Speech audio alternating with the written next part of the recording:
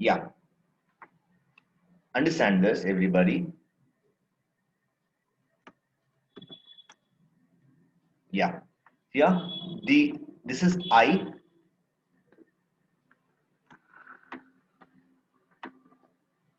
Okay, what we were doing is this. Used to plot I with varying F. Understand that? That means the resonance was obtained when we varied F. So everybody should understand now. Resonance can also be obtained here. Resonance can also be obtained not only by varying frequency, but it can also be obtained by varying C. Okay, this I can be plotted with varying C also. Okay, now see here. Similarly, I can even plot I with varying L. Everybody understand this point? There is problem with my pen itself. Yeah.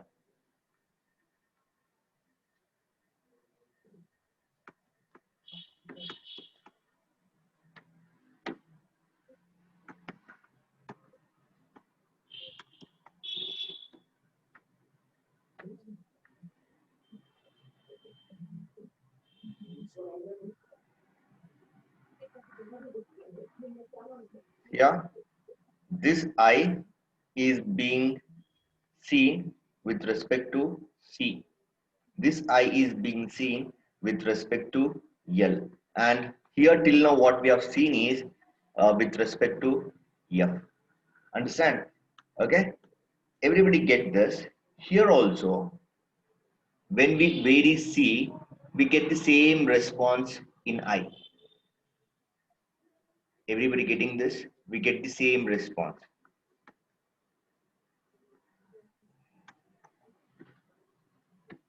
Just a sec. I'll just be back. There's some problem with my pen, it seems. See, earlier we used to look at the variation of I only with respect to F. Okay, and what we used to have the maximum I. We used to have the maximum I at F naught, and we used to call that frequency as resonant frequency, at which the I is going to be maximum. Understand? Similarly, here, see here, you have this maximum. Okay, not by varying C, but by varying not by varying F, but by varying C, and that value of C at which the current becomes maximum is referred to as C naught. So resonance is happening, okay, by varying C, and the value of C that gives me the maximum current is C naught. Similarly here, this is also possible. What's possible? Here, this is L naught. So the current can be maximum by varying L also.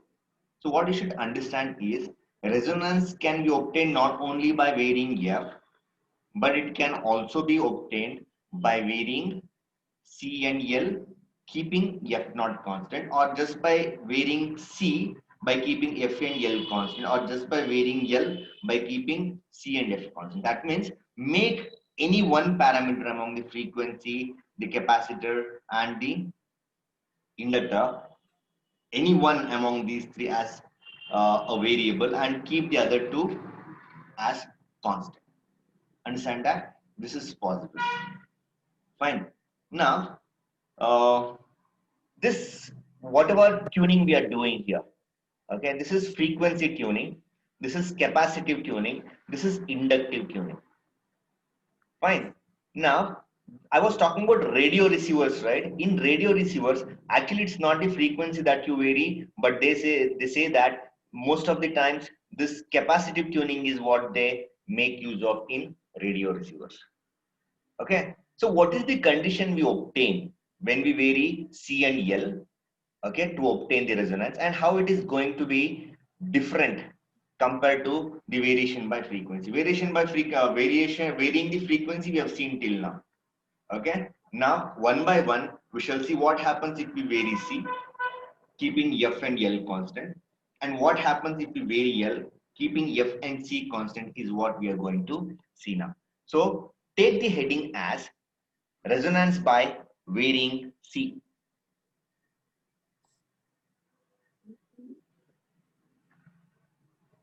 Resonance by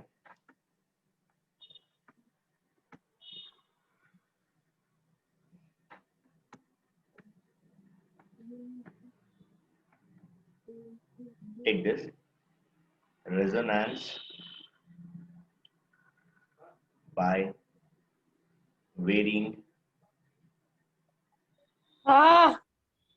C. ಬರೆಯಾಕತ್ತಿದ್ದೆ. Who's that? Unmute yourselves. Unmute yourselves, everybody, and concentrate on what we are doing. So you have to focus on what's happening here. Otherwise, you'll not learn. Okay. Can you now draw that plot of I versus C, everybody? Can you go on? Plot I versus C. We're doing this by varying C now. So can you bring the graph here, everybody? Here. The graph is this.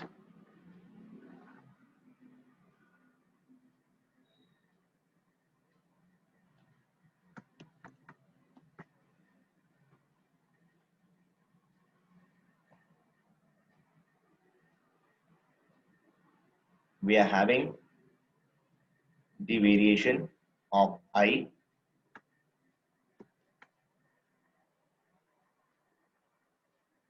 with respect to C. Okay. Now what's happening? This is C naught. Fine. Now that is resonant frequency, resonant value of the capacitor. Okay. Now let's just come down by 3 dB. Everybody understand this? This is what is called coming down by 3 dB. So if we come down by 3 dB, what is going to be this? Yeah, this is C1 and this is C2. Everybody sketch this plot.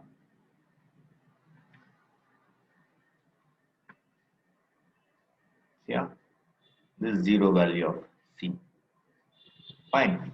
Now you should also understand that the bandwidth is this.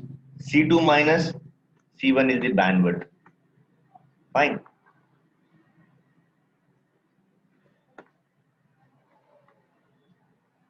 Then this you can take as delta C1 and this you can take as delta C2. Okay, they are small. What is bandwidth now? Bandwidth is delta C1 plus delta C2. Understand that? Now we shall see what would be the condition look like when we vary C2 do this. Okay, so can you just take down these words? It is sometimes, everybody take down that. It is sometimes convenient.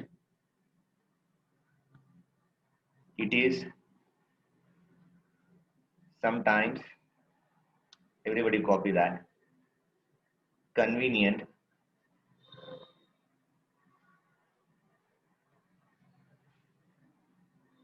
to vary C and keep F and L constants. Okay, this is called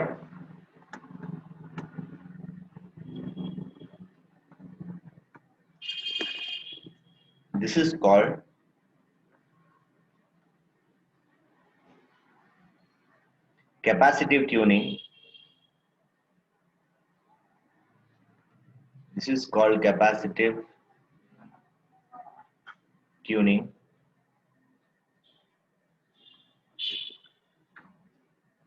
which is used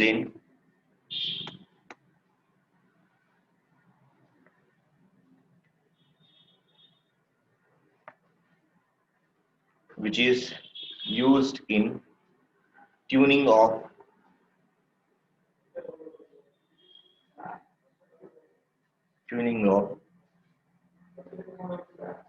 radio circuits. Okay with this?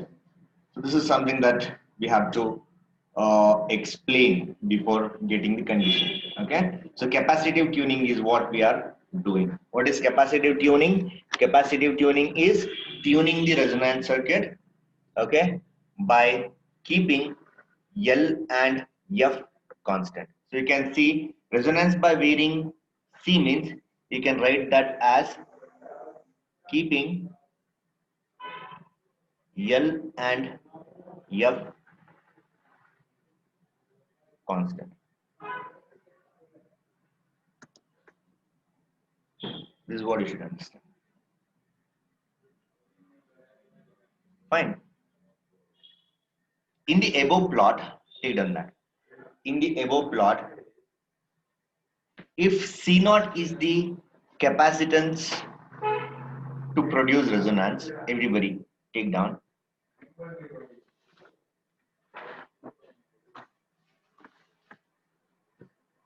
In the above plot, if C naught is the capacitance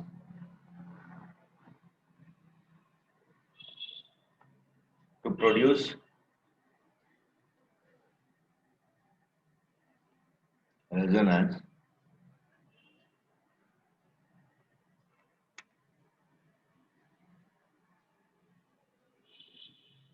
then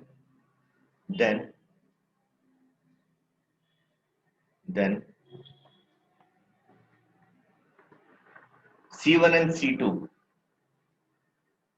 then C1 and C2 are the values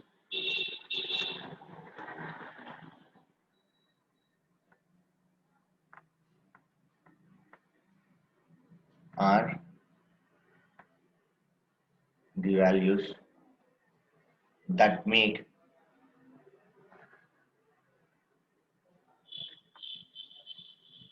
C1 and C2 are the values that make omega L minus 1 by omega C equal to plus or minus R. So this is something one should understand. Okay. When was this happening? At half power frequencies this was happening. Okay. At F0 the current used to be maximum. Okay. At F1 and F2 we used to have the reactance equal to resistance. Understand that? Now here the same thing is happening here also. At C0 the current is maximum. At C1 and C2 we have currents equal to. See here everybody. At C0 this is I0. At C1 and C2 the current is I0 by root 2. So that means at F0 what was happening? At C0 also the same thing is happening. At F1 and F2 what was happening? The same thing happens at C1 and C2 also. That is why here also we can say at half power points. Let's not call them as half power frequencies now, because they're not frequencies, they are capacitance values. So let's say at half power points, to make the things clear. Okay, at half power points, that is at C1 and C2, this is possible. That is omega L minus 1 by omega C equal to plus or minus R. Now, how did we obtain equations A and B? Can you just go and visit equation number A and B? What was happening there? Can you just see and answer? What is equation A and C? Just don't take down this. When we were varying the frequency, we used to say omega 2L minus 1 by omega 2C equal to plus R, and omega 1L minus 1 by omega 2C, sorry, this is 1C is equal to minus R. So when you are associating omega 1, it is minus R. When you are associating omega 2, it is plus R. Now seeing this, can you say what we should be writing for this? Now capacitance is being varied. Now capacitance is being varied. Omega and L are constants. Anybody would like to answer that? When we were varying the frequency, this is what is true. This is what is true when we were varying the frequency. Okay. Now seeing this, can you write the same equations when we are varying C? Here what happens is this. So since omega and L are constants, let us write this as omega L only, minus 1 by omega is again a constant, but let's associate C2 with this equation. So when you are dealing with C2, it is plus R. Again, this is omega L minus 1 by omega C1. So what you would have here? You would have minus R. So since C is being varied, this is what one should understand. Get that point? So everybody write those equations now. When we were varying omega, we used to say omega 2 and omega 1. Now since the variation is because of C, okay, we would say this. Everybody take down that. And what we shall call these equations as? We shall call these equations as equation A and equation B. Everybody's okay with this? So this is at half power points. Let's not call them at half power frequencies because capacitance is being varied. Now do equation A minus equation B.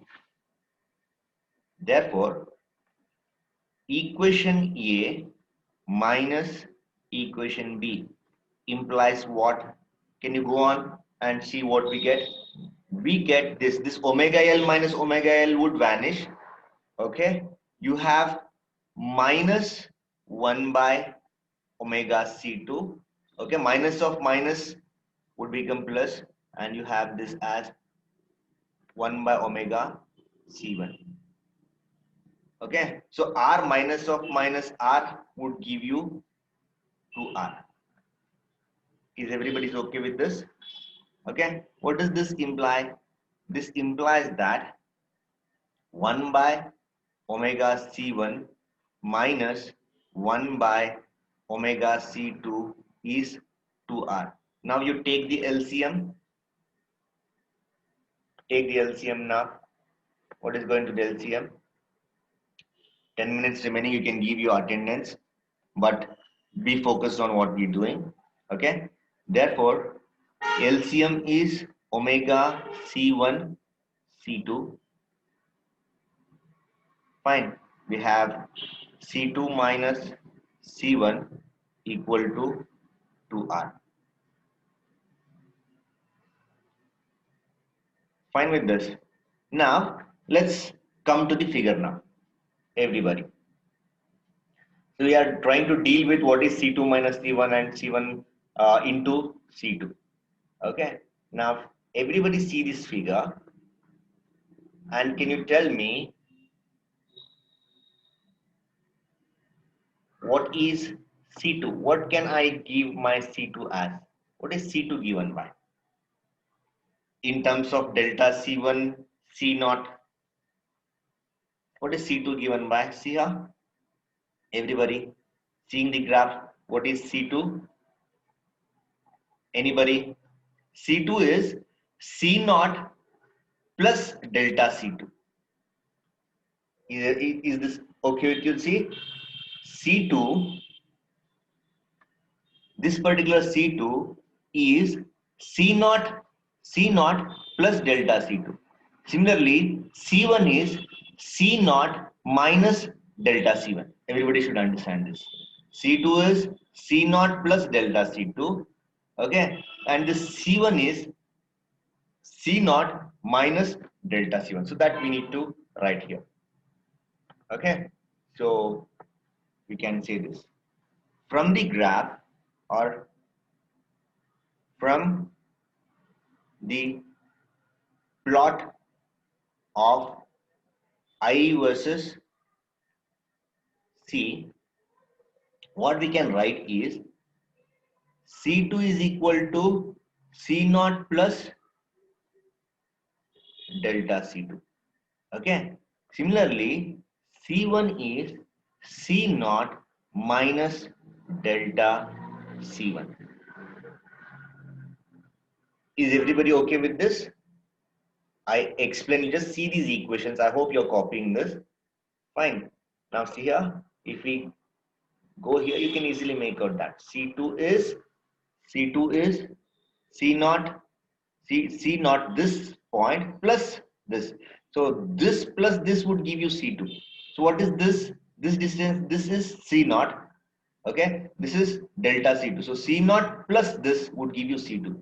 Similarly, how to get this? C naught minus this would give you C1. That is what is written. And you should understand what is going to be bandwidth at resonance. Anybody, can you unmute and tell me with whatever we have studied yesterday? What is going to be the bandwidth of the circuit at resonance? Anybody, can you unmute and tell me the bandwidth of the resonance circuit at resonance? It is very narrow. Okay. And when I say the bandwidth is narrow, where is the bandwidth here? See, this is the bandwidth. This particular part is bandwidth, that is C2 minus C1 is the bandwidth. Okay, and bandwidth is supposed to be very narrow for resonant frequency. Why that has to be very narrow at resonance? The bandwidth has to be narrow at resonance because our selectivity has to be good. Understand? So since the bandwidth is small, this C1 and C2, what you're seeing here, this C1, delta C1 and delta C2 are very small because the bandwidth is narrow. Get that point? Now since the bandwidth is narrow, this delta C1 and delta C2 are negligibly small.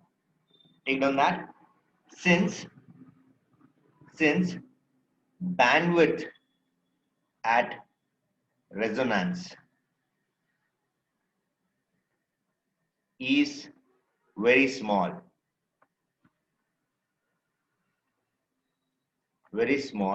okay, delta C2 and delta C1 are very small. This makes sense, right? Now, okay, what I can say here, therefore C2, okay, is approximately C2, which is given by C0 plus delta C2, is now approximately equal to C0, and C1, which you had given as C0 plus delta C1, is now approximately equal to C0 again. Understand this point? Okay, so these two are something that we can assume because delta C1 and delta C2 are negligibly small. So therefore what we can say, therefore I can say C1 into C2 is C naught square approximately only. Again C1 plus C2 would be approximately equal to 2 C naught. Okay, so you can substitute these equations in equation C. Let me call this as equation C. Substituting these in equation C, what we get is this. So if you substitute C1, C2, here we don't have C1 plus C2. So let this be C2 minus C1 only. But we have C1 into C2. What is C1 into C2 now? It is C naught square. So let's write that here. So substituting in equation C implies C2 minus C1 divided by omega C naught square would be equal to 2R. Understand? Now at resonance condition, what was happening at resonance condition? We are at resonance now. At resonance,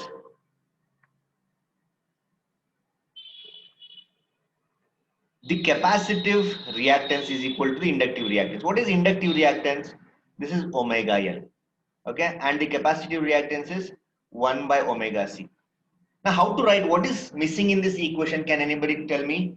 What is at resonance we are seeing? At resonance, how would this equation look like?